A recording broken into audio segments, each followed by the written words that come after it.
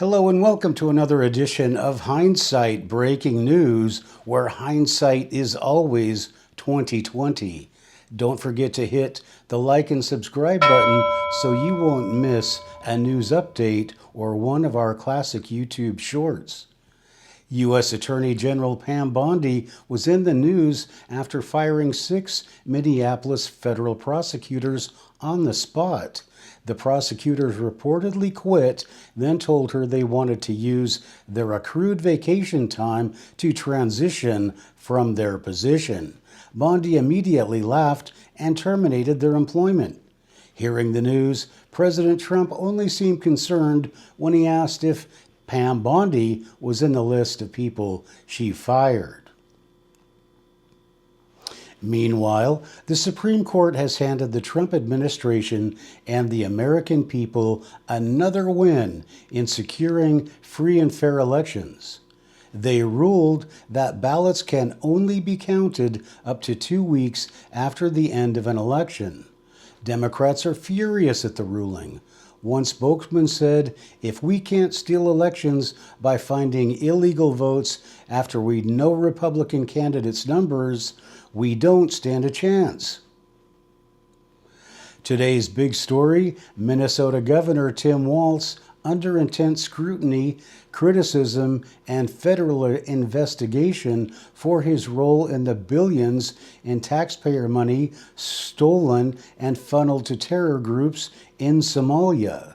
The same governor who once employed an assassin who later took out his political enemies and the enemies of the Minnesota Democrat Party by shooting them in the middle of the night has completely lost his mind, as is evidenced by his latest speech.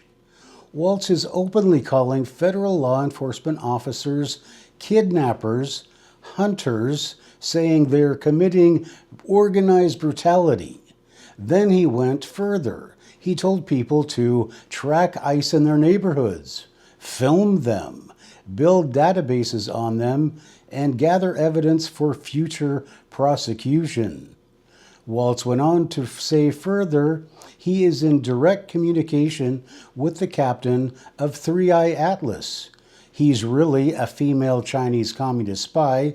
He loves cat food, and he comes from the planet Hydrometon. In response, President Trump has issued a social truth post stating, "If the corrupt politicians of Minnesota don't obey the law, stop the professional agitators and insurrectionists from attacking the Patriots of ICE who are only trying to do their job, I will institute the Insurrection Act," which many presidents have done. Rumors have it that federal agents dressed in white suits and carrying butterfly nets with a straitjacket have been seen heading for the Minnesota governor's mansion. Not to be outdone, Homeland Security Chief Kristi Noem has opened an investigation into whether Walz's identity as a female Chinese communist spy is in the country legally or not.